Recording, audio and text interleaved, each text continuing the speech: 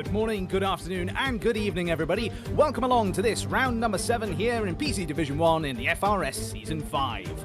This is the Bahrain Grand Prix, and Bahrain, as you can see, has featured in all 5 seasons of the FRS. It is a driver and fan favourite. Now let's have a look at it. Around this 15-turn clockwise 3.3 mile or 5.4 kilometre circuit, we have 3 DRS zones and 3 detection points for them all as well, with a decent bit of elevation change towards the back of the circuit before coming back down towards the start-finish straight. Speaking of which, 352 metres from pole position to turn number 1 at this particular circuit, and turn 1 in fact will be one of those areas where we will see the most overtaking, I'm sure. End of the first DRS straight on the lap and the longest. Then turn number 4, if a driver hasn't been able to get it sorted in turn number 1 or has lost their position in turn number 1, then that second DRS zone allows for an opportunity to repass down into this wide corner where you can try up the inside or the outside. Turn number 10 then, that's one of the more difficult corners on the circuit, if not one of the most difficult corners in Formula 1, and if you don't have ABS being run, then it's going to be a tricky one for you. In terms of the tyres, we have of course our usual soft, medium and hard tyres this evening, but the softs, whilst being the fastest, are a whole 1.1 seconds quicker per lap than the mediums, and the hards are 1.7 seconds slower than the softs as well. So expect to see a one-stop strategy around here. Tyre degradation isn't too bad on those latter 2 compounds, but let's now head down into qualifying. And there we are. Hello, everybody. So, we have, of course, a full grid because PC Division 1 people are champing at the bit to get into the sessions here and get racing with the best of the best that the PC platform has to offer in the FRS. And, well, let's get the introductions out of the way, shall we? My name is Daniel Gilligan, and I will be your lead commentator this evening. And alongside me in the virtual commentary box, we have the one, the only, Dr. Stark. Hello. Hi, Dan. And Elliot's already retired from the session, strangely enough. Sorry to jump in. And Nattrack has. He certainly has, and Nattrack has as well. And in our virtual control room this evening, as King Bart also retires from the session, we have none other than Sean Provenza himself. Sean, how the devil are you, sir? Hello. Quick little intersection right here. We need to red flag the race, so like rehost, because Kevino didn't get a seat even though he's a full-time racer, so we will need to go ahead and rehost the lobby, just so everybody knows that is watching the stream maybe and doesn't have their thingy on Discord open, I guess. Okay, yeah, then you all have great fun. Bye-bye. No worries. Thank you very much, Fraser there. Fraser jumping in to say hello and tell us that we've got red flag going on. So we will just give you a rundown on a couple of the bits and pieces that we can expect at this particular circuit then, right after we finish introducing Sean. Sean, back to you then. How are you doing this fine day?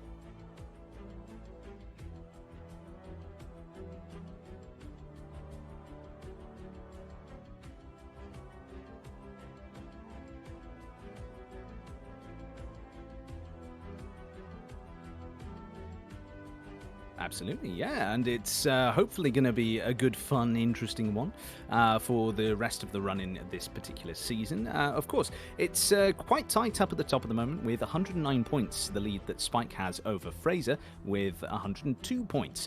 So it's just 7 points the gap between the pair of them. Then you've got ever consistent, apart from the last race and apart from Belgium, Luke, who has 71 points and currently sits 3rd in the championship with a P3 in both Australia and Silverstone, then 2nd place in Azerbaijan, didn't finish in Belgium, as I say, not one of their consistent outings, shall we say.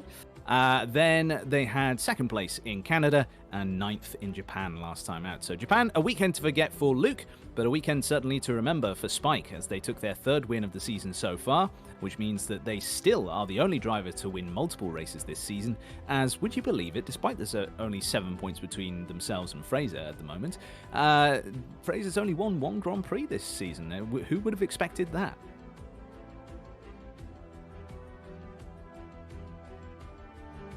Apparently, but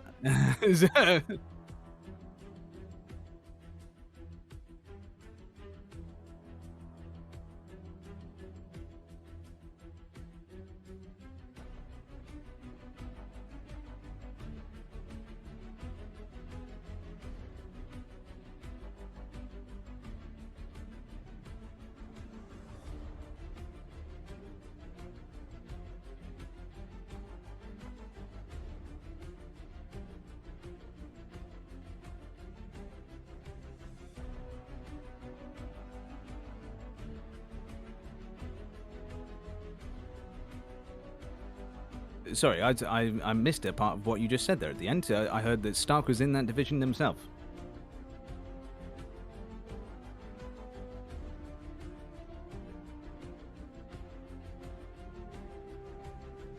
Yes, I think it well is. We apparently Brewski is saying that we can't hear somebody. I'm not sure who that would be, unless that's referencing Fraser earlier. Ah, I see. Well, I'm just talking to myself apparently. I don't think they can hear you. Ah. Well, I'm hearing you fine on Discord, Sean. It's the people. The people want to hear you.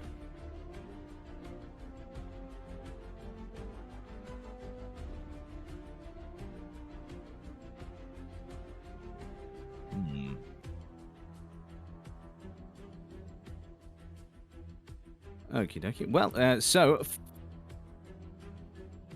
good stuff. So, for those who didn't hear that, which I think is the entire stream, Sean is going to try and get his own problems solved. We're going to get Stark back in at some stage, I'm sure. But for now, I'm going to crack on and just try and entertain you all by my lonesome, which I've done before. We'll probably do again. So let's get on into that, shall we? So first thing that I'm just going to let you know about, because why not? I'm just adjusting the contrast and the brightness on my monitor because I can't see a number of the different results that we've got on the screen here.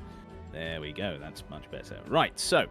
In terms of the point scores that we've had throughout the rest of the field as well, we've, of course, had the late bloomer, that is MJ Povey, having taken 13th in the first round, not attended the second round, because, of course, technically, Povey is a reserve driver. They are, strictly speaking, should be on the Haas team, but, of course, if we have more reserves than two, then, of course, we'll end up getting...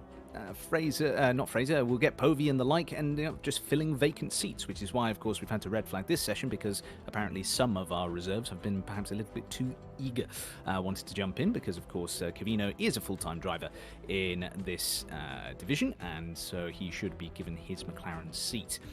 So, in terms of that, then we will get that sorted out for you shortly, and wait and see as to how things are shaping up there. In terms of you beautiful people in the chat, you want to sing you a song? Oh dear, we would get copyright struck for that, surely.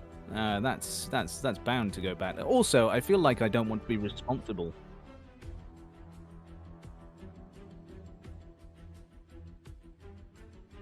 That's rude, Sean. That's rude. I don't know if anybody's heard what he's just said, but he's essentially said that I'm a shit singer. Also, thank you very much to Herringzord for subscribing at Tier 1 to the FRS Motorsports channel. Still can't hear Sean. No, so Sean, your rude words, I could say anything, and you wouldn't be able to say anything otherwise. I could say that you support the killing of babies. What? You do? Oh my goodness. It's see how easy that is, everybody.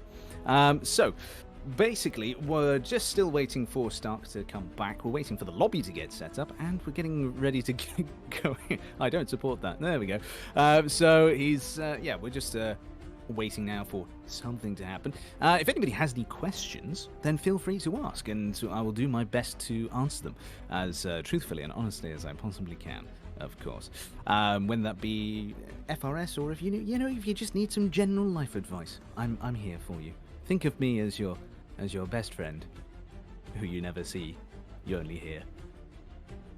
Moving on. So we're still waiting, I'm afraid. There's not much else I can say at this particular point, but we are still waiting. We have, let's go through some more of the standings, shall we? So we've had Spike out in the lead, multiple race wins, but anytime he's not won a race this season, he's not been on the podium. Fraser with 1 win and 3 podium appearances in addition to that, and then 2 other scores in the top 5. Then Luke with those 2 thirds, 2 seconds, 1 DNF and a 9th place. MJ Povey, we were going through their details. So 13th in the first round, didn't show up to the second because, of course, being reserved, they didn't necessarily need to. And then they had 8th place in Azerbaijan, but then all of a sudden in Belgium, things seem to have clicked for them. all of a sudden things are going very well because they got third in Belgium, one in Canada, and third in Japan last time out as well. So, MJ Povey launching a little bit of a late season charge here. They've gotten themselves up to 59 points so far, which means that after the last round, they've been able to get themselves up one further position in the championship ahead of fellow Williams driver, albeit in different divisions, Charlie Chibbles, who is in 5th place. We'll get to them in just a moment's time. And in terms of their results then, so yeah, got that first place in Canada. It would have been first if they hadn't had penalties in Belgium, so potentially we could have seen Povey as being the driver with 2 wins so far this season, in addition to Spike's 3. And yeah, we then move on to Charlie Chibbles. Didn't start the first 2 races of the season, but then since then has had a rather good and impressive run of form. 3rd place in their first official appearance at Azerbaijan, could well have been a win if not for some late race safety cars scuppering their alternate strategy. Then a win, of course, in Belgium, being the beneficiary of those penalties, rather, not podiums, the penalties allocated to MJ Povey, and then 2 6th places since then, one in Canada and one in Belgium. So good haul of points for them so far, 56 points in total, so it's going to take a good bit of effort from them and some bad luck the way of the top 2 for them to close into that title fight, but certainly one of the drivers, I'd say all of these top 5 drivers so far, demonstrating that capacity and capability to go for the title this season, though, of course, it looks a lot more likely at this stage that it will be either Spike or Fraser. In terms of the rest of the title challenges, we then have Nacktrack, a driver who I think personally should be an awful lot higher than they are. They've been the recipient of some bad luck, some game glitches, things like that, which have ultimately meant that they've ended up finishing outside the points on 2 occasions when really they shouldn't have, and they had one did not start this season as well with last week's Japanese Grand Prix. So a driver who we know from the sprint events last season and being able to take the title with Spike all the way down to the final round. Definitely a driver with pace, definitely a driver with form, but they need to just rediscover that and not have any technical issues. And I think then we might see some good late season performances from Nacktrack. I've just heard the Discord bing, so I'm hoping that means I now have a co-commentator again. Stark, is that you? Yes, it is. Sorry, I had to go and figure out what's going on with the lobby. But we appear to be back. I think the session is just launching now. Excellent. Good. And of course, with us, with a imminent return to well, it's not imminent; it's already happened. With my return to the FRS as a driver and me taking a seat at Mercedes, and of course, Stark being a Mercedes driver, and Sean being a Mercedes driver, and Harringzord, who raided a number of you into this stream, being the Mercedes team principal, we will not have any Mercedes bias whatsoever in this coverage. I can assure you of that. So, Stark, question to you then. When is Spike going to win this title? Probably in the next couple of races, I think. The Mercedes is just the best car. Spike is just the best driver. Easy peasy. Yeah. Just, kidding. I'm hoping it goes right down to the wire. And Harringzord saying that Mercedes had a great Division 3 race. I'm not going to bring the stream down and talk about it. I think we can just agree to disagree with our team principal on that particular factor. I got to practice some overtaking at least. It didn't necessarily all go well, but got to practice. And for a number of laps, 2 Mercedes cars went round the track for some amount of laps. We certainly did. At approaching racing speed. Yes. Yeah. So let's hope that we take in all of the bad luck for Spike and Holo, and literally every Division 1 driver, and that it's a lot cleaner than our Division 3 race was, should we say. Here's hoping. So, now that we've got the session up and running, and we have some cars on circuit. Look at this, ladies and gentlemen. There are cars on circuit at the moment, and the one that's currently leading them around, the one that we're looking at currently, is Screeper. So, Screeper in the Alpine, a driver who we know is very fast in terms of their outright pace, but there is an issue of consistency with their driving. And if they're able to get themselves hooked up on a circuit and not have any problems, then they will finish highly. But if they get into scraps that they're not prepared for, or if they take their eye off the ball, then we start to see some spins from them. So hopefully this race we'll see some good performances from them. And let's start with, hopefully, a good qualifying lap as they cross the line and we go on board. So down towards turn number 1, then building up massive amounts of speed down here, over 200 miles an hour you can see, before braking around that 100-meter board and chucking the car into the apex there, before then straightening up, heading through turn 2 and then 3 I should say, and then that second DRS zone. So get that open there, straddling the car between the circuit and off of it to try and open the corner up as much as possible in turn number 4, round that right-hander, and then it's through the left and then right down the hill before another left down towards the hairpin of turn number 8 here. And so turn number 8, another opportunity potentially for some overtakes if the driver ahead of you has been unsettled through that S section. So keep an eye on that one as we go into the race. Through turn 9 then, it's a bit of a setup really for this corner. Turn number 10, which Creeper seems to have taken rather well indeed. Not used all of the curb on exit there for the Alpine driver, but they've then started to position themselves again, straddling the circuit and off of it, then heading into the entry for turn number 11. Up the hill then, and it curves all the way around before we get to turn number 12. The dreaded death curve on the inside. Do they touch it? No, they don't. And so into turn number 13 we go. It's purple sectors so far, but that's to be expected given that they have the first car on circuit, and so they're setting all the times first. So down towards all 20 cars on circuit as well, and through the final turn we go then. Turn number 14 and then 15, technically they're 2 corners, but we'll call them the final corner for today. DRS open once again, and up to the line. It's a 1:26.5 for Screeper, and then a 1:26.3 for Raptor just behind. I'm sure Raptor will have gained a bit of time there, down that back straight, getting the toe, as did Charlie Chibbles. Oh dear, look at that there. Back row out of the session then. So they have lost it on the exit turn number 3, Sean tells me. I still don't know whether or not you can hear Sean, ladies and gentlemen. So if you can, I'm repeating things twice. But if not, then... Oh, Sean's muted himself. There we go. So never mind. So he is now just my director and not my co-commentator. So in terms of the other drivers on circuit, then, well, look at this one here. Holo currently driving the Mercedes alongside Spike. Now, this is due to a sort of a change in the approach, shall we say, of the driver we've become used to seeing in that second Mercedes, that being Max. And Mark, what can you tell us about their withdrawal, shall we say? Yeah, so we spoke with Max and we agreed that it would be best if we can focus on improving some aspects of his racecraft and things like that, which I know that I'm going to have a couple of practice sessions with Max, and I think Fraser as well has already said that they're going to help as well.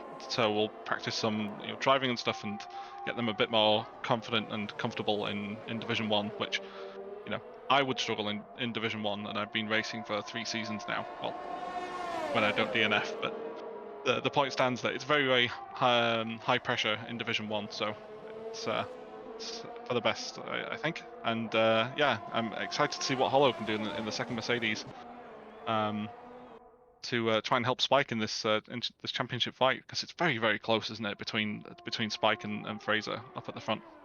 It certainly is. Very close indeed between them. As we say, just 7 points between them. So a win for Fraser and second place for Spike at this particular venue would mean that it then swings back towards level points. Spike would still be on top by virtue of more race wins, but it would then, if a third win were acquired by Fraser and they somehow were still level on points, they wouldn't be, but let's just imagine this scenario, then it would mean that Fraser would then take the lead of the championship by virtue of having more podiums outside of their wins. So that might be something to keep an eye on as we head into the back end of this season here. We are, of course, beyond that halfway point now. We've got France, we've got a few more circuits left to come. We've got, correct me if I'm wrong, we've got Austria and Brazil, rather, after France. Am I right in saying? That's true. That's the tracks that are left, and France will not be a sprint race as well. It's important to mention. Absolutely, yeah, because of course all the various technical issues that we have suffered as a result of the of the game, really, that's something which we don't want to experience anymore. So we've decided to get rid of the sprint event because of the toil and turmoil, rather, that it introduces, and so on. So we've decided to crack on without that for now. Let's see the gap to the leader then. Yep, it is incredibly close. Look at that. So, 9/100ths of a second between Fraser and Naktrack. And Naktrack once again demonstrating, as I was saying earlier on, a driver who should be further up the drivers' standings than they currently are. Awful lot of pace in that Alfa Romeo. And just look at the gaps as well between the rest of the field. It's a second separate, well, less than a second in fact, separating first all the way down to 17th position. Just 8.5 tenths separate the top 17 on the grid, with then Immigration having perhaps a little bit of an outlier lap with 1.2 seconds off the pace, and then Dolphy, of course, diving into the pits as we saw earlier on, because their lap had been invalidated, and presumably they didn't have enough fuel on board to be able to go for another one. So Immigration on their outlap then, we can keep an eye on them. That first effort that we rode on board with Screeper turned out to be 6 tenths off of the pace.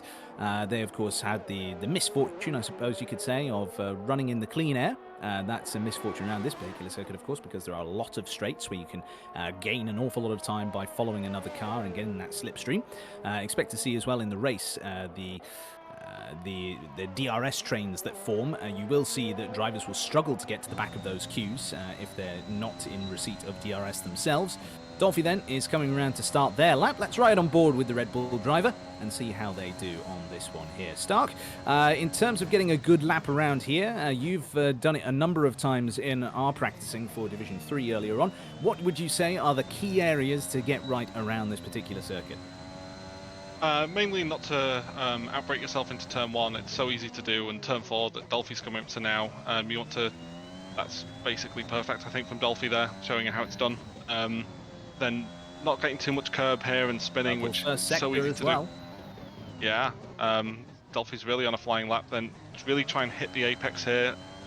Very nice as Dolphy manages to do that as well. This is looking like a very good lap from them.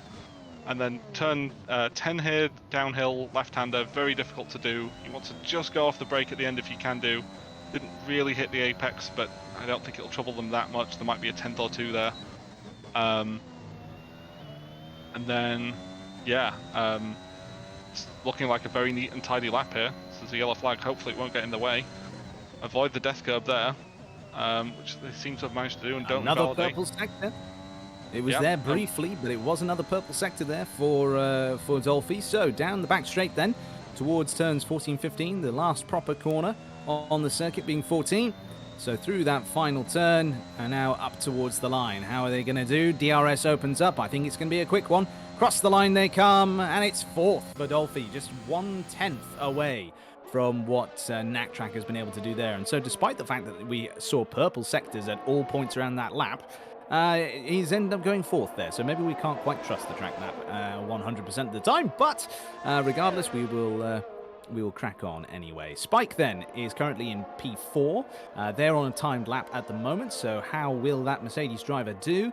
And as they come up the hill then, it's going to be... I found that the drivers who are getting the most time around this circuit, in all the divisions really, are those who are really tempting fate by sort of just ever so slightly touching the death curb, but not enough for it to affect you. Naktrack improves their time at the top, a 1:25.6 now, puts them 3 tenths clear of the rest of the field. MJ Povey has jumped up there as well, with 3 tenths the gap between themselves and Naktrack. Across the line comes Spike, and they bring the gap down slightly. About 2.5 tenths, but that's still 2.5 tenths off of the leader. So Raptor comes across the line, improves as well, goes up to P7 in the Ferrari. We've then got an Aston Martin, that would be of Jinxie, going out to start their lap at the moment, and we're on board with Timalele at the moment, who's coming round turn number 10. Looks, at least from the offboard, to have taken that very well indeed. And now they'll power down this third and final DRS straight on the lap, before coming to turn number 11 here and then chucking the car in. Good use of the apex there before we then blast back up the hill through turn number 12 here. Be careful, careful, careful of it. Another purple sector according to the track map. They're currently 3 tenths up on their personal best. It's said in the top right there. And 3 tenths up on their personal best would not, in fact, be a purple lap time in total. So they may well have done a very good middle sector, but they're not quick enough in the first, it seems. So, oh dear, and that's in fact not very quick at all. They've come to a grinding halt after coming out the final turn and hitting the barriers. So, unfortunately for Timalele, that will not be any improvement that lap. No, so unfortunate for them there. What happened? Did they just light up the rear tires on the acceleration zone? I suspect so. I think that may well be what's happened because it's very easy to do out that corner. Even though you are taking that corner in sort of 4th, 5th gear, you can still very easily spin up those rear tyres. Let's have a look at Raptor then as they come around the final turn. I suspect they're going to be diving into the pits because they improved last lap. So, yep, there they go, into the pits. We've now got the Aston of Jinxie about to come across the line. And they are on their timed lap, of course. Cavino on a timed lap at the moment. We'll keep an eye on Jinxie. Jinxie jumps up to 15th position, so they've gotten ahead of Cavino. And I'm sure Cavino will be wanting to make up for that and get themselves further up the order here. So, 9/10 the gap currently from them to the front. But, of course, they're now running at a particularly good point in the session because the other parts that I was going to say earlier on when we were talking about Screeper having, been the first one to do a lap and therefore they didn't have the advantage of a tow from anybody, the other disadvantage they had was that Bahrain really, really ramps up in terms of track evolution. So when you're the first driver to go out, it means that you have basically just a green circuit and everybody behind you then gets an enormous benefit from every car that runs around on it. So Screeper then not being able to benefit too much from that in terms of Cavino, of course, they are currently running around. They're just behind this Williams here, who dives out the way. That's Charlie Gibbles. They are currently on their in-lap, I imagine, or they're on a time lap that they have aborted because you can see there on the track map it's all red. So they have invalidated the lap at some point around the course. And now then, Cavino heads up towards the line. Where will they go in their McLaren? No, they don't. They go to the pits. So nothing for them on this occasion. We've now got Diesel on their outlap. So the closest driver rather, to finishing their outlap. So up towards the line they go. And get that DRS open. We'll now keep an eye on what they do. Jinx, I imagine, is going to be coming into the pits. Yes, they do. So currently, only driver on a timed lap. Diesel, don't disappoint us. And, I mean, the cameraman has, but there we go. Not Sean, I mean, but in terms of the camera angles that we're given. Let's have a look at this then. The Haas comes powering down the straight down towards turn number 4, closes the DRS, gets on the brakes, chucks the car in there, just able to kiss the apex ever so slightly, not using too much of that apex curb though, as we then head into the S section. Down the hill we go towards turn number 8, that hairpin there, big heavy braking, and then chucking the car in there. It looked like a bit of an earlier apex than maybe they would have liked there at that particular hairpin, but they come down through turn 9 and into turn 10 as well. A little bit wide of apex again there, so this is not looking to be the absolute cleanest lap from Diesel, but they've put in a very respectable effort so far of a 26.4, so if they're able to get some improvement in just by virtue of the track evolution and so on, then we may well end up seeing them doing very well indeed come the end of this lap as they come towards the second sector split now. Across they go, and way off the circuit. It was a very quick second sector, but it looks like they're still on the circuit. Perhaps that was just a little bit of lag on my part then, watching on. But it looks like Diesel now heading around the final turn. We're on board with immigration at the moment, who we're expecting to gain a bit of time here, get at least into the 26s. And Diesel goes across the line. Diesel jumps up to 9th place in the Haas there. So immigration then is the driver that we're on board with as we head down into turn number 10 here. And now, Stark, do you think any driver is going to risk not using ABS this weekend, even here in PC Division 1? No, I think everybody's going to be using it. It's just you just gain so much time in the heavy braking zones, really, that it's just a no-brainer. Some people might not use it just for pride and say I didn't use ABS, but I would be. I'd be using every single trick in the book that I could do to try and improve. As immigration is doing, they're half a second up so far at the end of sector 2. It's a solid effort from them. How will that put them? Solid effort. I think they would still stay in 19th if it was just a half-second improvement, but you'd hope that they improve in the final sector as well. Up towards the line we go. Where does immigration go? P17. A good, respectable effort there, getting in amongst those 126.6s, which make up the pace of the back of the field there. But of course, just another 10th or 2's improvement, they would get themselves up to, if they improve by 2 tenths, then they'd get themselves to, what are my maths skills saying? Oh, Holo, look at that. Big jump from them. Up to P11 there at the end of their lap. So good going from them. Holo, of course, I think I'm right in saying, hasn't competed in Division 1 for a little while.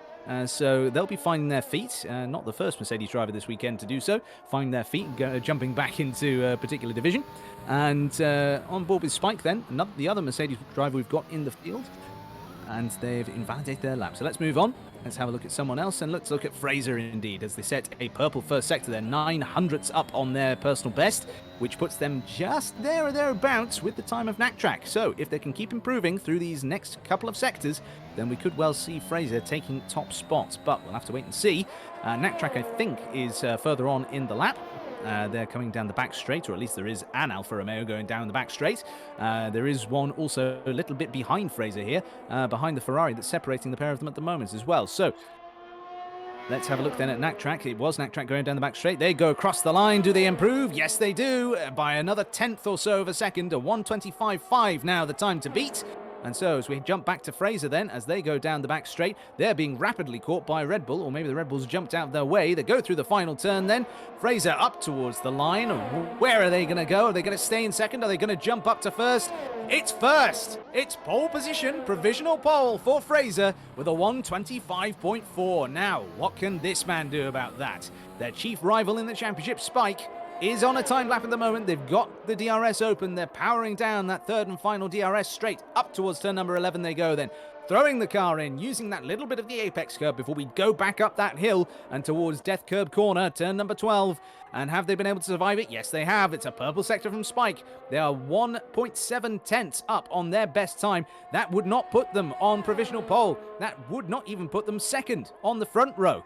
That would get them up to about where Povey is, about third.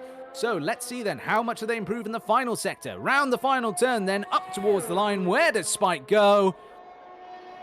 And it's third for the Mercedes driver. They've missed out by 400ths of a second to Knack on the front row. And look at this, Dolphy on a good lap, but nope, they've decided to chuck it into the pits then at the end of that. So now then we have a look at false 12 at the back of the field. And one of only 4 drivers currently outside of a second from the rest of from the pole man, and that being Fraser at the moment. And is there anybody who's realistically going to be able to challenge Fraser here? Well, it's certainly not going to be false 12. They've invalidated their lap. And who else have we got on circuit then? We've got Raptor on circuit at the moment. They're going through the end of Sector 2, start of Sector 3. They're going to try and get... Nope, they're not going to try and get a bit of a tow from anybody. They're getting out the way, in fact, for the Williams. That being of Booth, I think. So I think everybody should be on an in-lap at the moment. So I think that is your order, ladies and gentlemen. Yeah, Raptor goes into the pits. King Bart has gone into the pits as well. So that just leaves Immigration, really. And they've gone into the pits as well. So yes, there you are then, everybody. That is qualifying over. And that is another pole position for Fraser. Brilliant effort from them. 1:25.4. Knack led the way all session long until the death there.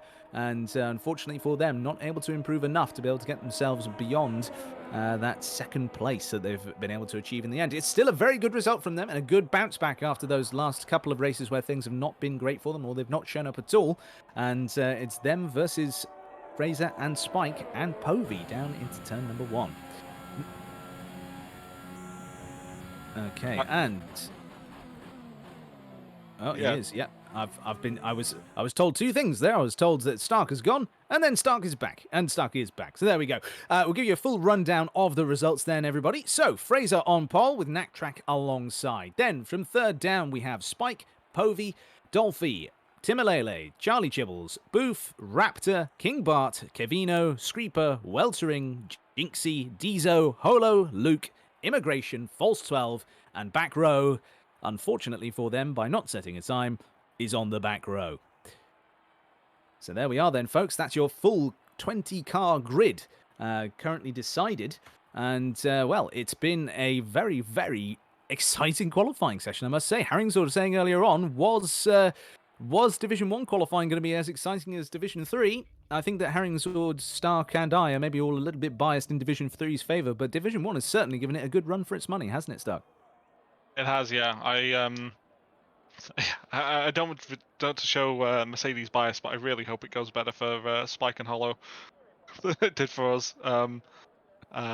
Yeah, I want to see some nice, clean racing and not so many safety cars, I think, without spoiling Division 3 too much. I think safety cars with Division 3 is assumed, no? I mean, it is. It is the Shambles division, isn't it? The Shambles division. Shambles. It is, and it's a good point, as the Horizon Lord has just pointed out. It is not raining, so we will actually get a dry, like a fully dry Division 1 race, which we haven't had in a while, In and I think the quite some drivers will be. time. I think the drivers will be very happy with that. I think they will be. Of course, Japan was dry as well, but we have had some races that have been absolutely torrid for PC Division 1 this season. Remember Silverstone? Remember Belgium? These races where the rain came, and whilst it was very entertaining, because these drivers are operating at such a high level, we didn't really see any mistakes, which we may see in the lower divisions, which then produces the jeopardy and all the shambles or shambles that you may see. So, and cram with joke of the chat this evening. I think that's fair to say. That being said, though, rain is not impossible in these circuits in the Middle East. I remember many years ago doing a race in F1 2017 where rain did come during Abu Dhabi. So you never know. Don't completely count the game out for being weird and bizarre. Anyway, so we have Fraser, Naktrack, Spike, Povey, Dolphy, Timilele, Charlie Chibbles, Booth, Raptor, and King Bart, all our top 10, and all, of course, starting on that soft tyre that they set their fastest lap on. Now, from P11 down, we have this driver, Cavino. So they're lined up just behind their teammate King Bart, and they have the benefit of starting on the medium tyre. Now, King Bart should still have the edge in the first few laps, because of course these soft tyres, they can go to about sort of lap 9, 10, 11 or so before they need changing. And during that time, as we mentioned at the top of the show, they're going to be about a second a lap faster than what we see for I've had a brain fart, never mind. So I'll just park that thought and we'll move on, shall we? So yes, medium tyres for Cavino, also for Screeper, Weltering, Jinxie, Dizo, Luke and Backrow, which means that yes, whilst those softs will have the edge initially, once the field starts to feel the degradation coming in and all that sort of a thing, it's going to give those guys starting on the mediums a great big advantage in terms of their tyre wear. They can of course take those tyres a good 10 laps longer than the softs, even on full tanks of fuel, even at the start of the race.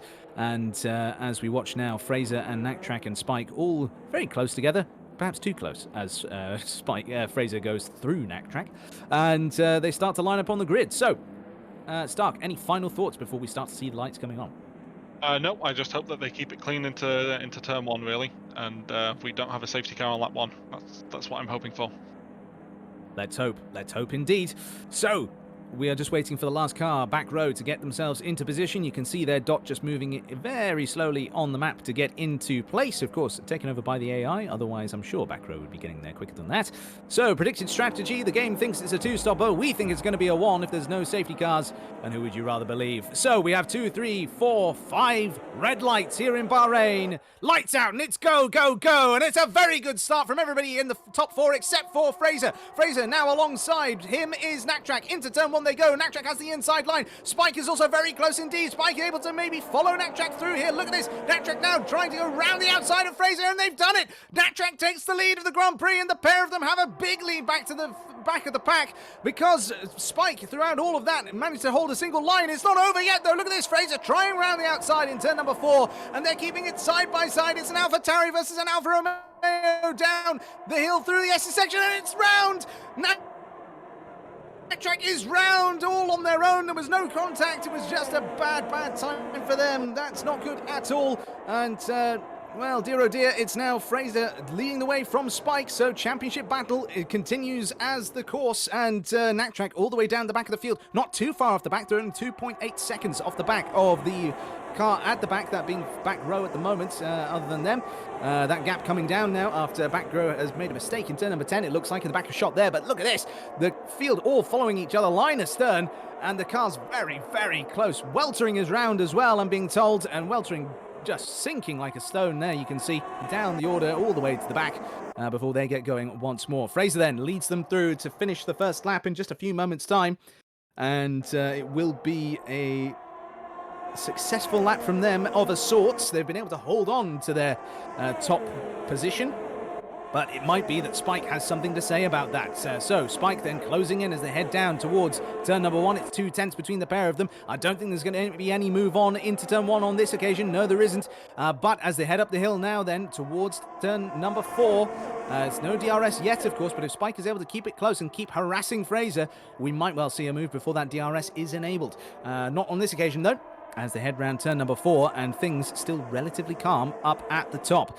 If you've got some good tyre wear around this circuit, I should say, able to keep that degradation under control, then potentially you might want to go for a bit of an undercut here. As I said, laps 9 to 11, good times to come in for a pit if you are starting on softs, but if you are looking to maybe get the undercut on your rivals, bearing in mind, undercut is worth about 2.5 seconds around here.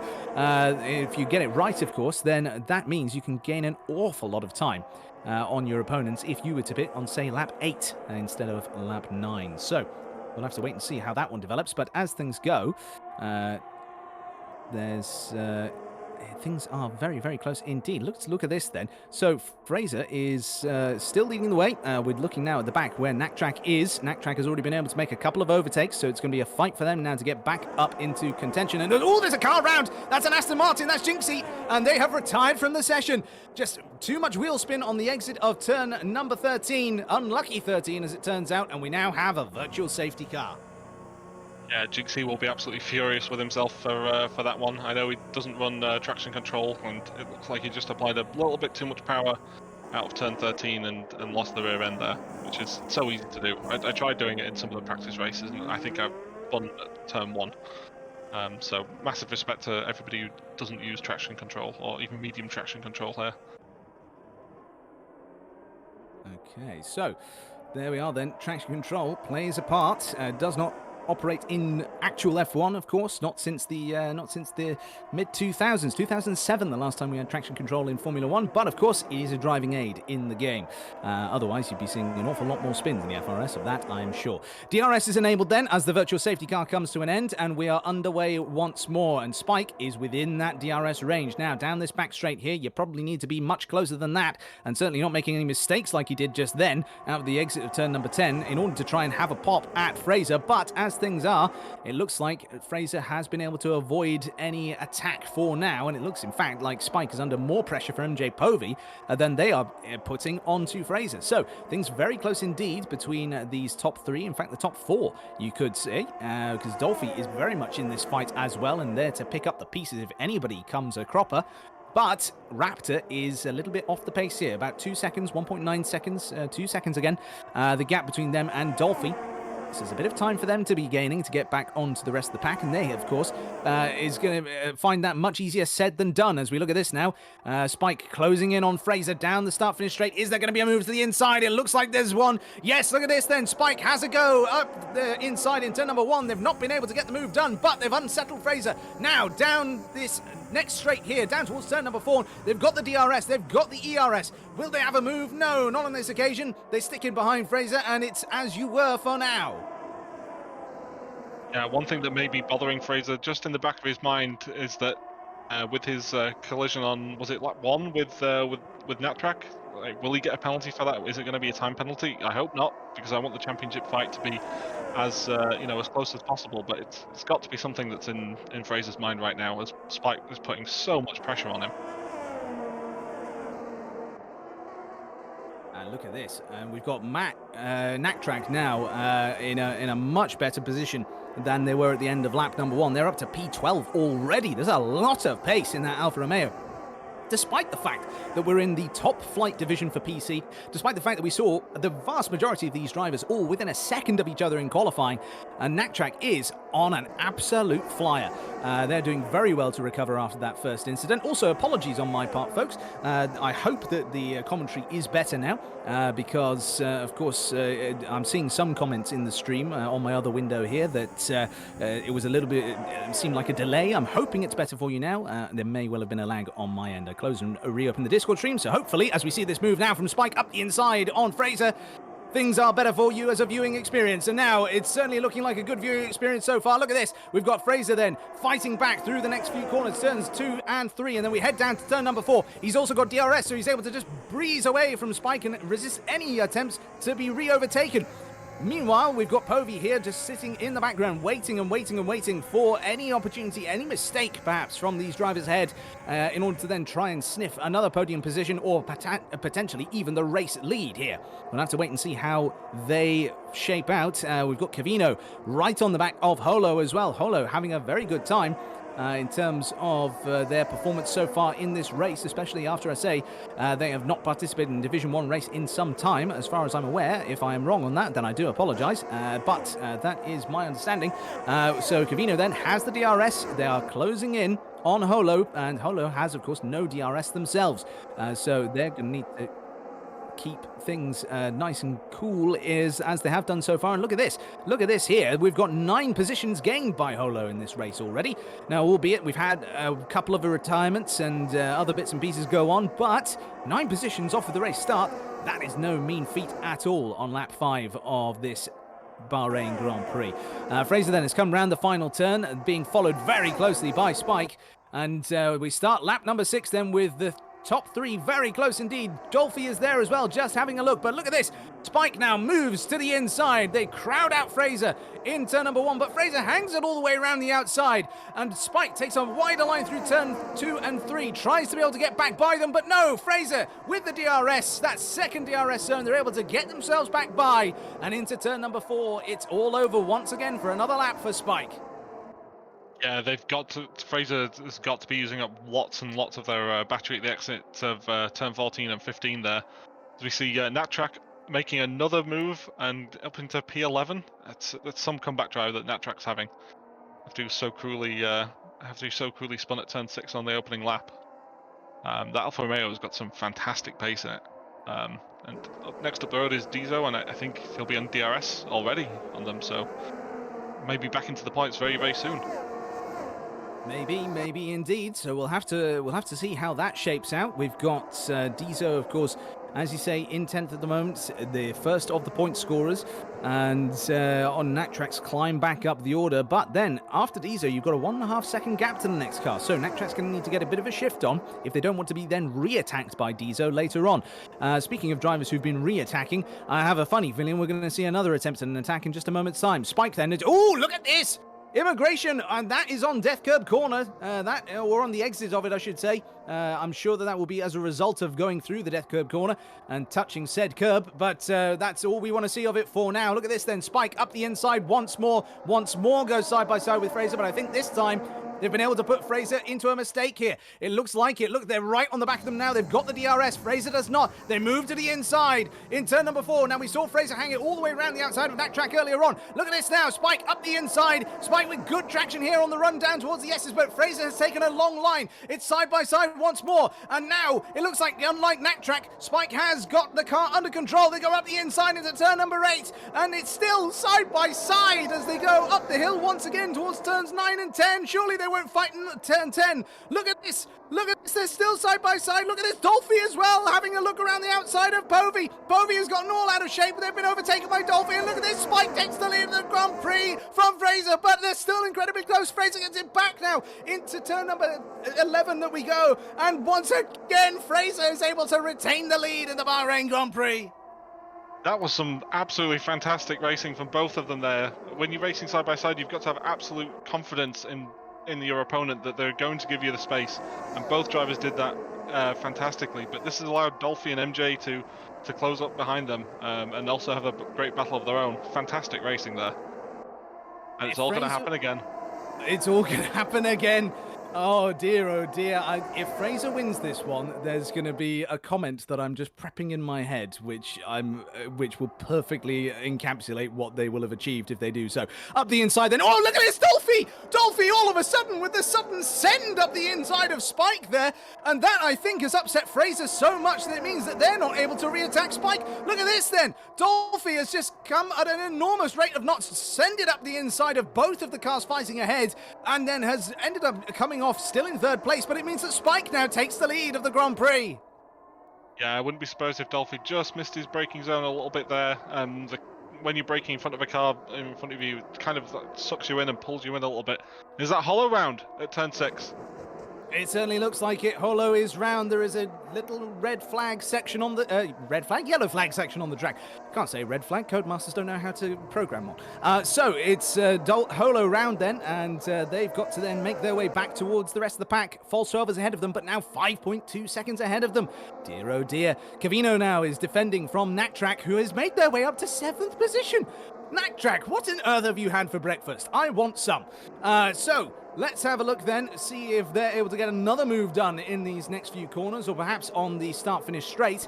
As it is, Spike now is going to be the driver who's going to have to defend in that top flight fight, because they have not been able to break the DRS from Fraser, who comes around the final corner now, and you can see Spike then goes into the pits. They've decided to go that one lap earlier that I mentioned. You can get a really great undercut here.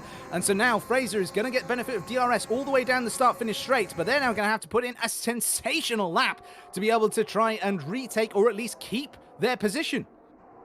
And look at this then, Cavino as well, also able to hold off Nattrack somehow down the start-finish straight, although I imagine it's not going to be quite so easy down here because Nattrack is incredibly close, and the Alfa Romeo moves to the inside and takes P2 in this race.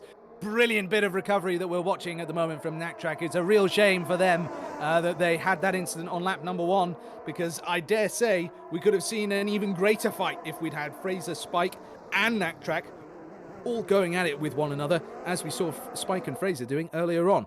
So, Fraser currently leading the Grand Prix by virtue of not having stopped yet, and then Nattrack in second. Cavino, then Luke, then Diesel, False 12, Holo, Back Row, King Bart, and then your effective race leader at the moment is Spike. They are currently down in P10. They are 2.7 seconds off the back of King Bart's. They're not being held up just yet. Booth is also acting as a good intermediary between themselves, Spike that being, and Dolphy. Whether or not they have pitted yet, I don't remember, I don't know. But if they have, then they've been able to come out in a startlingly good position, to be honest. But I assume that they've actually been the driver that's happened to be in between the two cars as they come out the pits. Currently providing a very good rolling roadblock to stop Dolphy and Povey, taking advantage of any mistakes that Spike might make on their outlap.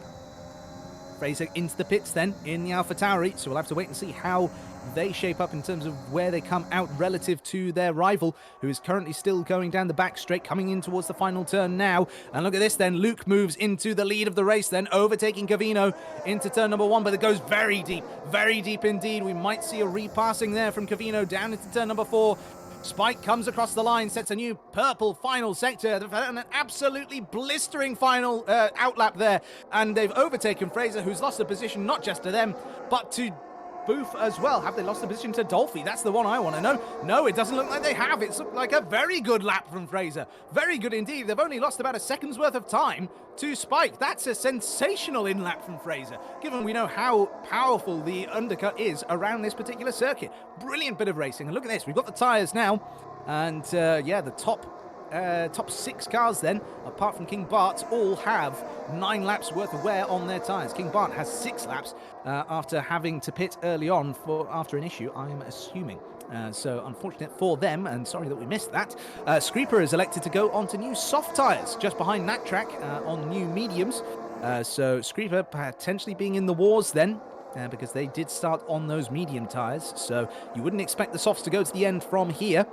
But we'll have to wait and see. Spike then, currently 1 second back from Back Row. And there we go. They've gotten within that second, so they will now have the DRS.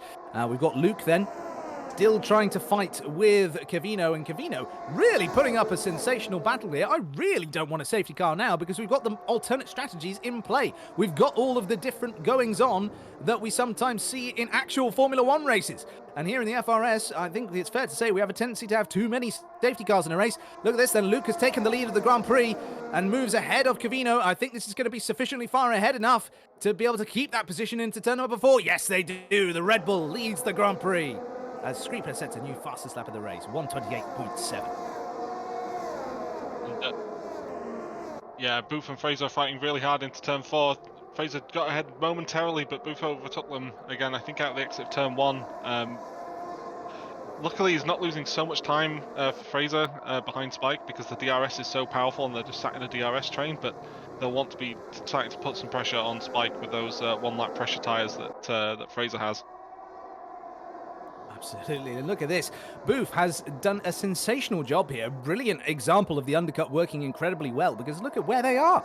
They're effectively P2 in this race at the moment, holding off Fraser from Spike. And Spike is, meanwhile, I mean, they've got a bit of traffic in the way, but they're sort of slowly starting to just gallivant away from the pair of them. And that, of course, is going to be a nightmare scenario for Fraser, who, of course, is not in a good spot as far as their chasing pack is concerned. They want to be winning the races at the moment and not allowing Spike to get more points on them in the championship. Spike then is sizing up Back Row. Back Row doing a good enough job at holding him up at the moment, but there's only so much that they can do on those older tyres. And look at this now. Spike has a brilliant exit out of the final turn. Catches up to the back of Back Row before they even get to the DRS. And look at this now. Down towards turn number 1 they go.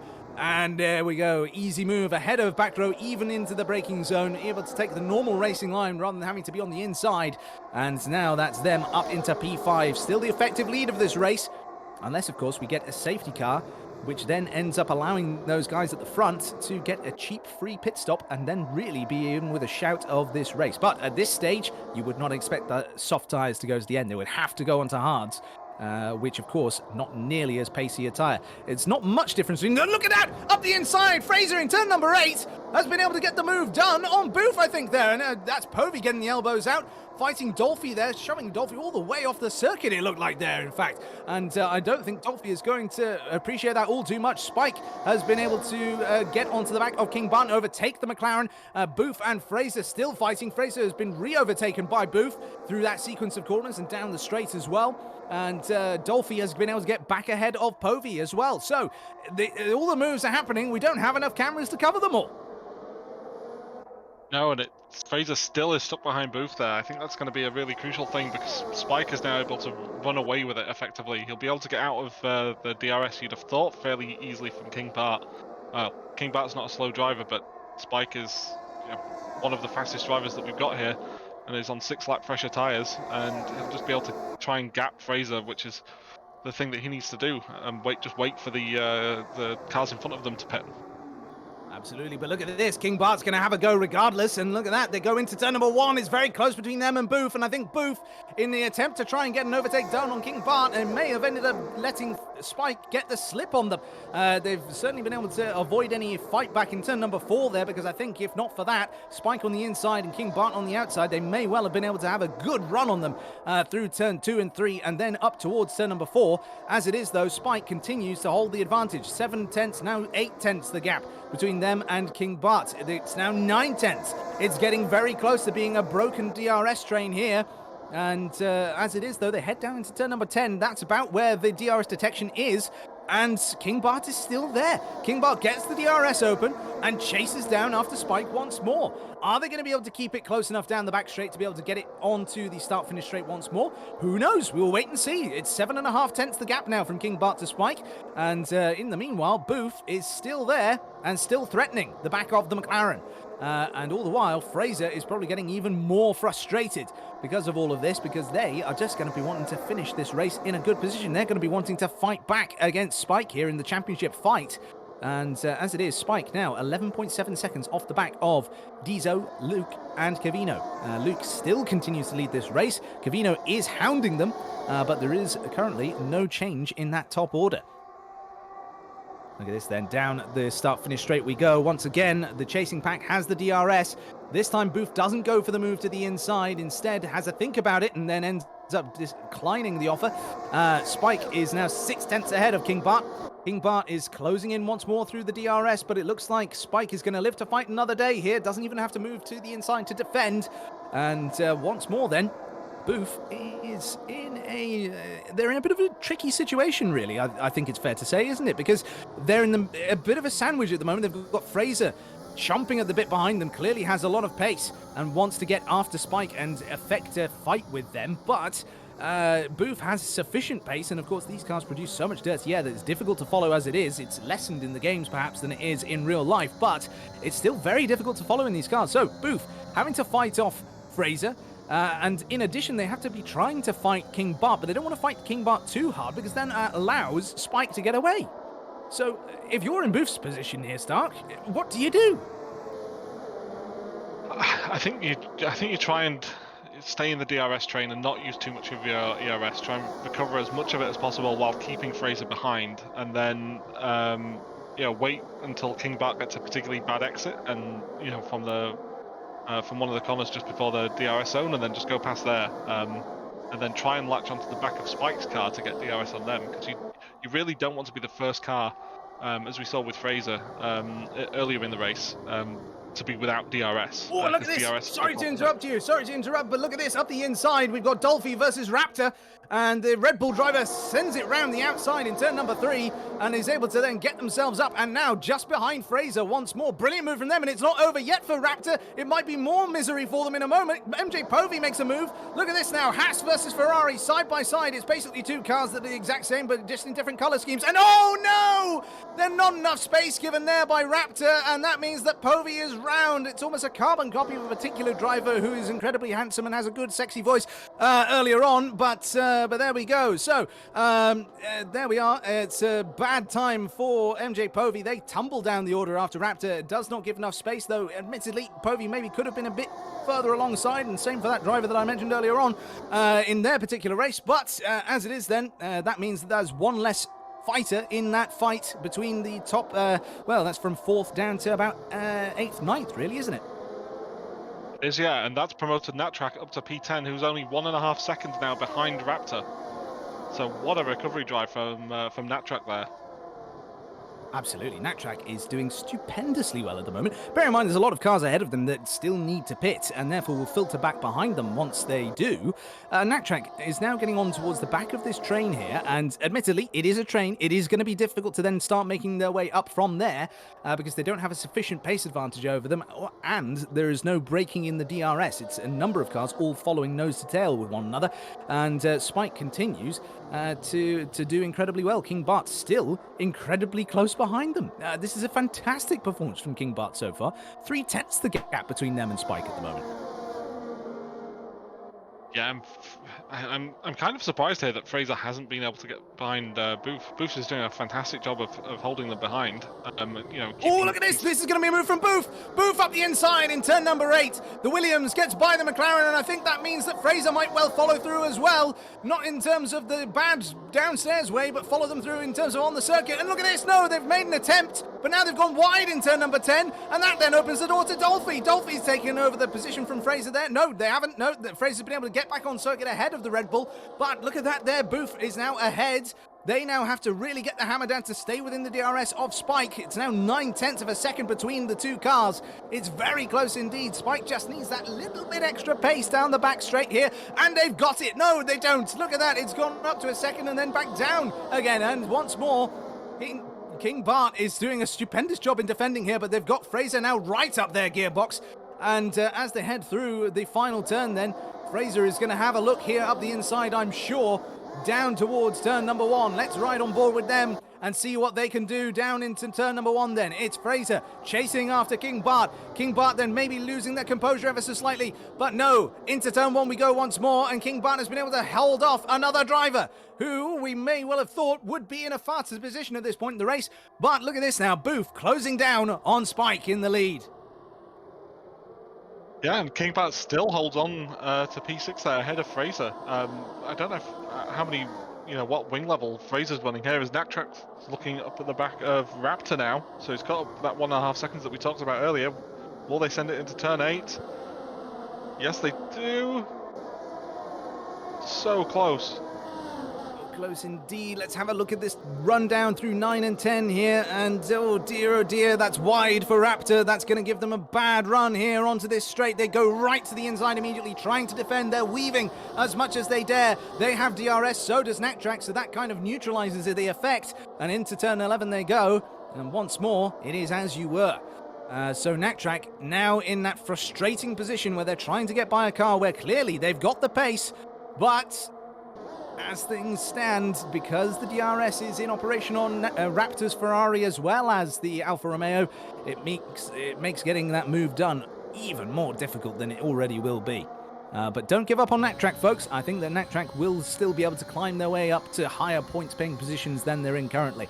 Of that, I have no doubt. Booth now very close indeed to be dropping off of Spike's DRS here. They're only about 7.5 tenths. It's now 8.5 tenths as they head into turn number 1 and up the hill now towards turn number 4. Once again, I think they're going to get the DRS, though. Yep, you can see the time is starting to come down, but I think now Spike is starting to stretch their legs. And just a few corners time, we may well end up seeing them breaking that DRS. It's now 9.5 tenths from Booth to Spike. 9.5 tenths as they head down the hill towards turn number 8. And now it's over a second. Spike has broken the DRS, and that is going to now leave Booth vulnerable to attack from behind.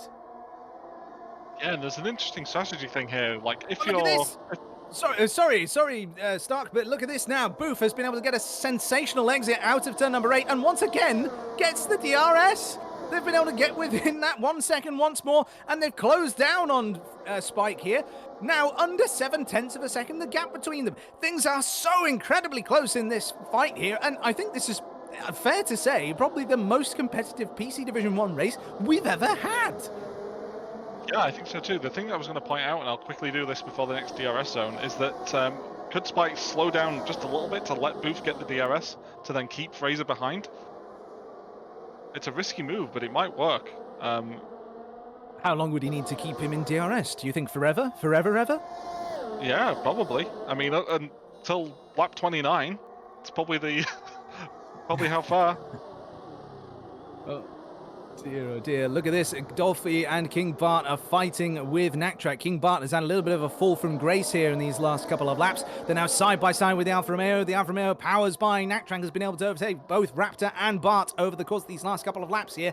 And on a sensational run of form, King Bart, 15 lap old tyres, they must be going off at this point. The tyres can go to about lap 19 or 20 from the start. And, well, we're on lap 19 now, albeit they have been changed earlier on, but...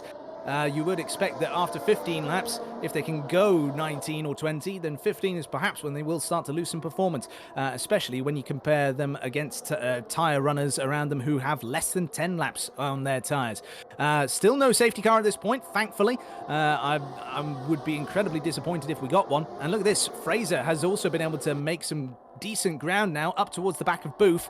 And like you say, if Spike is just strategically keeping Booth within the DRS but not allowing them to get close enough to be able to effect an overtake, then that's some fantastic racecraft and skill on display there.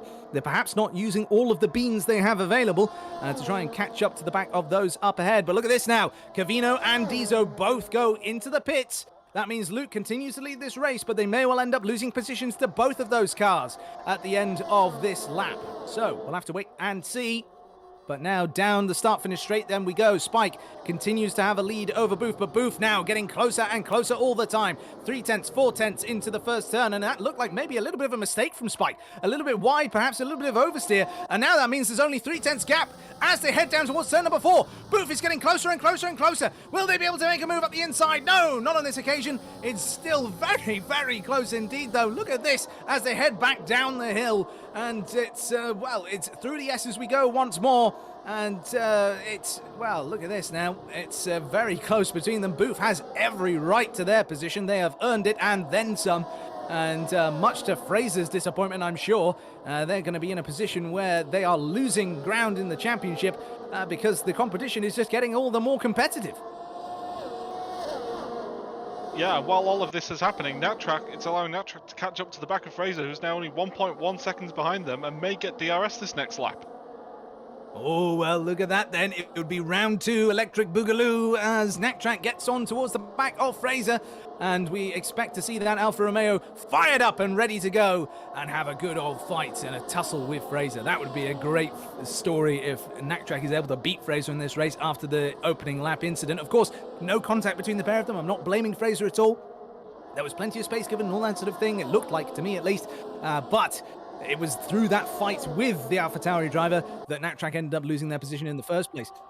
So Spike retakes the lead of the race then, as we've got Luke into the pits, and now up the inside goes Fraser. Fraser incredibly close to the back of Booth. They set Booth offline, and that now means that Booth is going to be vulnerable. Even with the DRS that Booth will have, they're going to be slower. Up towards turn number 4 we go. Fraser up the inside and takes P2. Will they be able to keep a hold of it though? They are side by side with the Williams driver. They head down in towards the S's. This is great racing between the two drivers. Look at that then. Booth once again retakes the position. They're now on the inside. They're going to have a tighter line to take through turn number 8 now, powering out through the exit of that. Spike is, not for Spike, Fraser is incredibly close in that AlphaTauri. Booth having to defend all the more and more and more, and all this while it's allowing NatTrack and Dolphy to get closer and closer. Fraser now incredibly close still to the back of Booth, but I think that we're not going to see any attempts at moves here into turn number 11. And, well, look at this now. Booth still within DRS of Spike, despite all that is going on behind Spike and behind Booth. They're still keeping incredibly close to the race leader. And Spike here is either running an incredibly impressive race as a strategic race in order to try and get the cars behind to wear their tyres out, wear themselves down in terms of just the concentration and effort that's required to keep competitive here, whilst just coasting along at the front, or maybe Spike doesn't really have the pace, and if these guys were ahead of them, they would fall prey to the DRS train as well. We'll have to see. But now then, we've got Cavino versus Timalele. Down in towards turn number 1 they go, and that's a very, very easy move for Cavino. Soft tyres that are brand spanking new versus 18-lap olds, hard tyres. And, well, it's fairly academic as it turns out. Luke then is going to be the next driver to try and get a pop-off at Timalele. And Cavino now needs to catch up to their teammate King Bart, who is yet to make what we assume will be their final stop in this race. Surely they won't take those medium tyres all the way to the end. That would be some feat in and of itself. We've got very close battles here, though. Look at this. NatTrack is now closer to Fraser than Fraser is to Booth.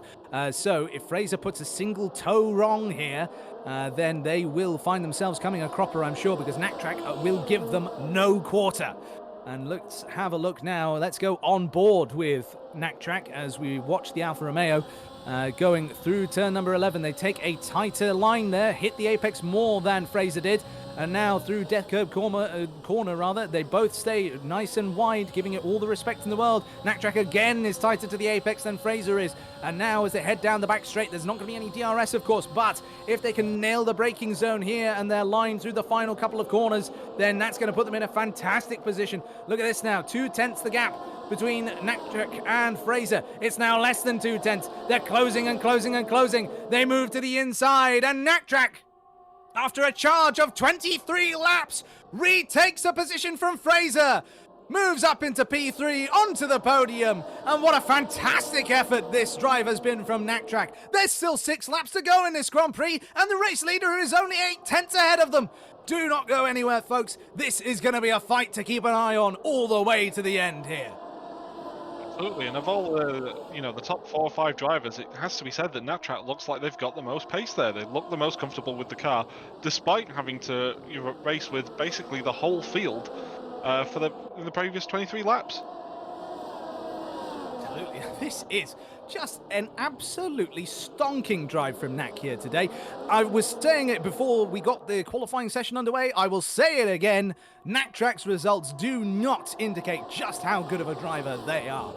They have suffered an enormous amount of bad luck, and on this particular occasion, it looks like they've taken that bad luck and driven like Lewis Hamilton. They've driven angry, and they have come back from a way back, I suppose, given that we're in Bahrain and they went from a good position at the opening lap to then at the back of the field at the end of the opening lap. We could call this a Sergio Perez drive. But we'll have to wait and see as to whether they end up winning this one here. They need to get as good an exit out this final turn as they did when they were chasing after Fraser, and that will then give them a good position to then get on after Booth here. Booth has proven another one of the stellar standout drivers for me today, having held off drivers who are incredibly impressive in wheel-to-wheel combat and incredibly impressive in terms of their overall pace as well. They, however, look to maybe have a bit of a fight on their hands here. Naktrack is closer than any driver has been to the back of Booth here. Just a tenth of a second separating the Alfa Romeo and the Williams driver. They go into the braking zone. They both take the normal racing line. And it looks like Booth is going to have another big defensive job on their hands here in the closing stages of this Grand Prix. And as much as a brilliant job Spike has done so far, and even though he is now my teammate, I kind of don't want him to win this. It would fairy tale story for Naktrack to take the win here today. And we'll have to wait and see here. We're not supposed to show bias, of course, but, well, look at this. This is absolutely sensational racing. It's not bias, it's reverse bias, isn't it? So it's just balancing what we said earlier. It's balancing what we said at the start of the stream. Exactly. Very good way of putting it. So then we continue watching this DRS train, this DRS snake moving its way through the field here. We've got the top 5 separated by just about a second. It's not quite that, it'll be a bit more than that, of course, but look how close they are. This is like watching a Grand Prix from the 1960s. Never mind the modern day, with the cars all going nose to tail like that. Though, in a week's time, of course, we will be going to this circuit in the real world with the new cars that can race one another. So maybe we'll get as good a race as we're seeing at the moment. So, Naktrack biding their time, it looks like to me. They're 8 tenths off the back of Booth at the moment. Booth is getting closer and closer to Spike all the time. And will they make a move on the Mercedes driver down into turn number 4? That looks like it's going to be the best place for them. And Sean, could we potentially see the interval gap again? That would be very handy indeed. But there we go. Thank you very much. So 2 tenths the gap now from Naktrack to Booth. And things looking incredibly close between them. King Bart is falling down the order. That is because they are in the pits. They have finally decided to go into the pits for a fresh set of boots. I think. And we've got a virtual safety car, everybody. That's MJ Povey out of the race on the exit of on the cut. That's very far down. And that looks like... Now, I don't want to throw any accusations out at all, but that looks very far on from the corner. I'm not sure that's the result of a crash. It could have been, especially if Povey's got a tank slap on, has been trying to recover it while not losing as much time as possible. I'd want to see their onboard or the replay, because retiring on track and causing a virtual safety car and causing a safety car gets you a lot of penalty points in FRS. We had that last weekend, and I hope it's not happened again. Yeah, and especially, I mean, given that, we know that Povey has performed incredibly well in the last few races, but at the end of the day, they are a reserve. So, ultimately, if they are influencing the result of a race here by retiring on circuit, then would you say that's goodbye to Povey in PC Division 1? Am I being perhaps too sensationalist with my thinking here? No, that's what happened to the other driver. They got 5 penalty points, and they're barred from reserving for the rest of the season. So,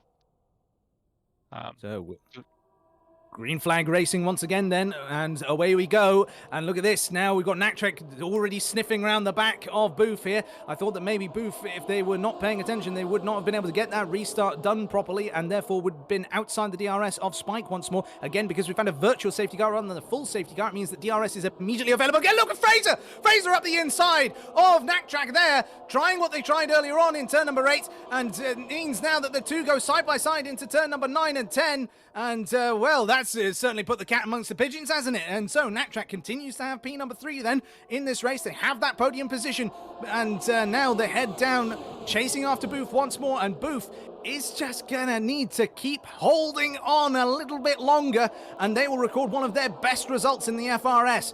And what a result it would be. But for Naktrack, they are desperate. They are desperate to get past this Williams. Never before has a car needed overtaking more in Naktrack's mind, I'm sure.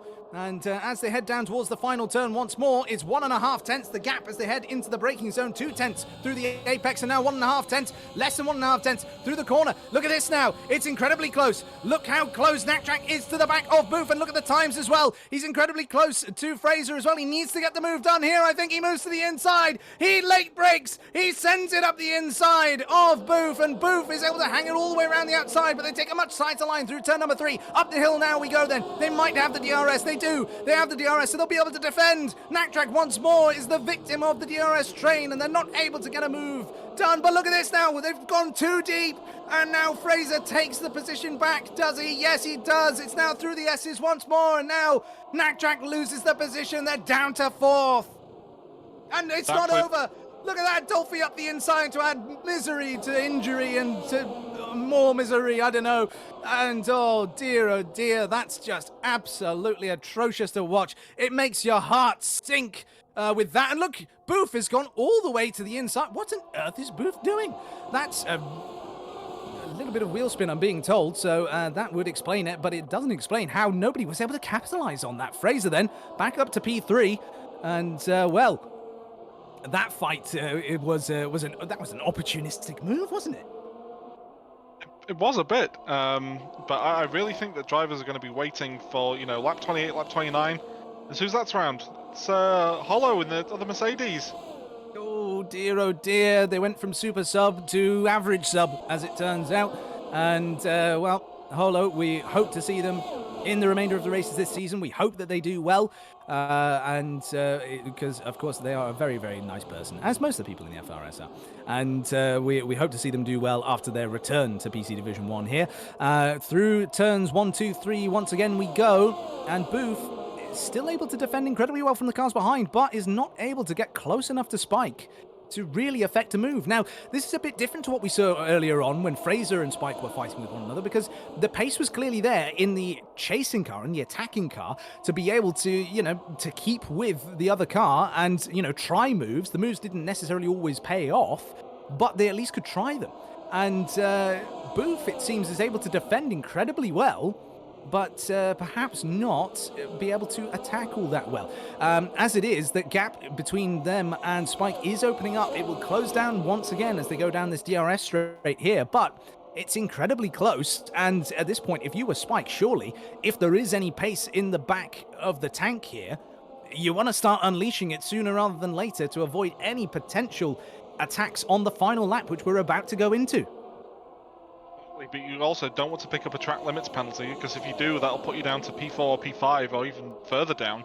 And you also don't want to spin the car and lose it, because you're on for a win here. So you want to do what's the right phrase? Controlled aggression. That's the phrase I'm looking for. But Fraser's now very close to the back of Booth. Surely Fraser has got him this lap. Look at this, Fraser being pushed all the way up to the pit wall, but he gets the move done anyway. Up the inside in turn number 1, hangs Booth out to dry as well. Doesn't give him all the space in the world on exit, and look at that, he's back through, and he's also going to have the DRS himself, so he's going to be able to defend.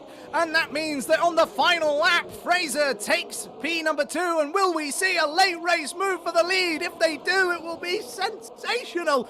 Let's watch now as they chase on after Spike. Naktrack as well, still chasing after Booth, trying to make something happen, but I think that with what we've got remaining in the lap, and with the stellar job that Booth has done so far, no, look at this now, coming out the traction zone, it looks like Booth has maybe made a mistake. They're having to defend from Naktrack here, and look at this as well, Fraser and Spike now separated by only 0.6 of a second. Big wheel spin for Booth. Booth goes all the way to the inside. I think that's going to mean that Naktrack's got it. Naktrack is on the outside, they just have to brake later, hanging around the outside in turn number 11. Will they get the move done? It's side by side up the hill. Fraser hasn't been able to get the move done on Spike just yet, but look at this, they go side by side, now down towards turn number 13. Naktrack is ahead. They head down the back straight now, and Naktrack has taken the position. They're on the podium after everything that's happened in this race. Look at this now, they're all fighting one another down towards the final turn. Booth tries to send it up the inside, it doesn't work, and Spike comes across the line to win the Bahrain Grand Prix from Fraser, but that's not what we're interested in. Look at this, Naktrack comes home in 3rd. That's not gentleman's vegetable energy, that's big gentleman's sausage energy. I'll let you recover your voice. That was an absolutely thrilling race there. And Dolphy's been P4. So it goes from bad to worse for Booth. Not only do they lose the podium, but they're down in P5. But what an absolutely fantastic race from all of the drivers there. The top 5 running so close. And I'm still trying to process how Naktrack and Dolphy and Booth side by side into Death Curb Corner didn't managed to come together, but they pulled it off, and that was some fantastic racing. The whole of Division 1 just absolutely rocks. That was one of the most enjoyable motor races I've ever seen. That was something else. And thank you for taking over, because it's one of those rare occasions where I did run out of breath. Let's all calm down for a second, because that was amazing. That was, I'm going to say it now, that was the best race I think I've commentated on in the FRS. Probably ever, in fact, because I've only ever commentated on PSGL and one other thing, and let's be honest, fuck them. So it's I just swore on stream. That's a first as well. So that's a brilliant race there from everybody involved. Fantastic fighting all up and down the pack, but especially that top flight group there. What a brilliant race, and it's testament to PC Division 1 as well. We enjoyed all of that with not a single full safety car. We had a couple of virtuals, but that was about that. So let's run through the order then in just a few moments' time, once we've seen the podium celebrations. The very deserved podium, I think it's fair to say today. Spike and Fraser with that fantastic fighting between the pair of them, and then Naktrack with the recovery of the season. What a drive from the Alfa Romeo driver. So we have the full results for you now. Of course, these are provisional, depending on the outcome of any penalties that need to be applied by the stewards. And, I say we have the results for you now. There we go. They pop up on my screen now. So, Spike wins the Bahrain Grand Prix, adds another win to their tally this season, with Fraser keeping the championship fight alive, but their gap now goes to 14 points. And then Naktrack takes the most deserved podium I think I've ever seen. From fourth down, we then have Dolphy, Booth, Luke, Cavino, Raptor, Dizo, Timalele, False 12, Charlie Chibbles, King Bart, Holo, Screeper, Back Row, MJ Povey, Immigration, Weltering, Jinxie rounds out the order. And I think it's fair to say that given that everybody, apart from Back Row, finished on the lead lap, and you know, or I think Back Row may have done, actually. Back Row may have done, but just very, very near to being lapped, actually. Yeah, everybody who finished on the lead lap. That's a fantastic outcome in this race, I think. And wow, that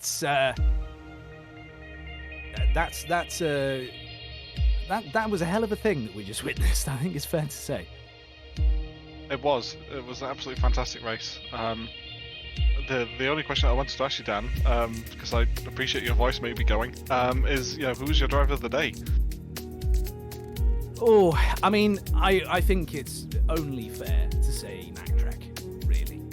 Naktrack has had an incredible race. It makes you think of what might have been had they not had the incident in fighting Fraser at the start.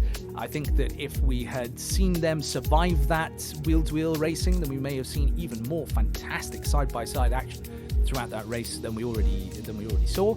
But wow, it's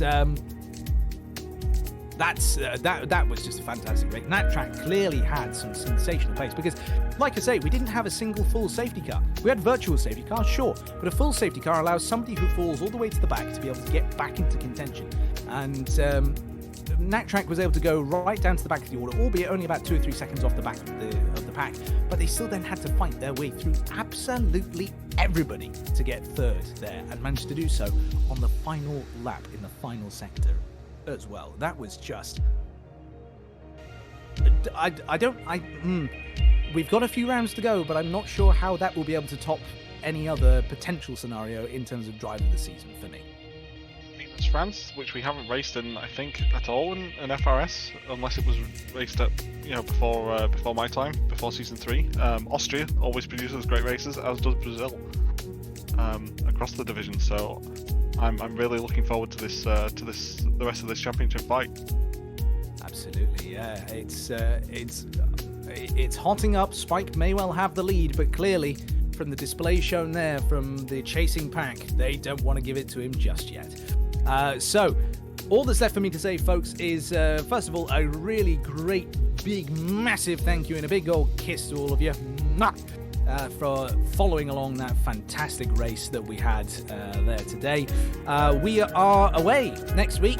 We are not taking part in any racing over the next couple of weeks. In fact, it's the first week of April that we will be back at Le Castellet in France, and that will be for round 8 of 10 in this season.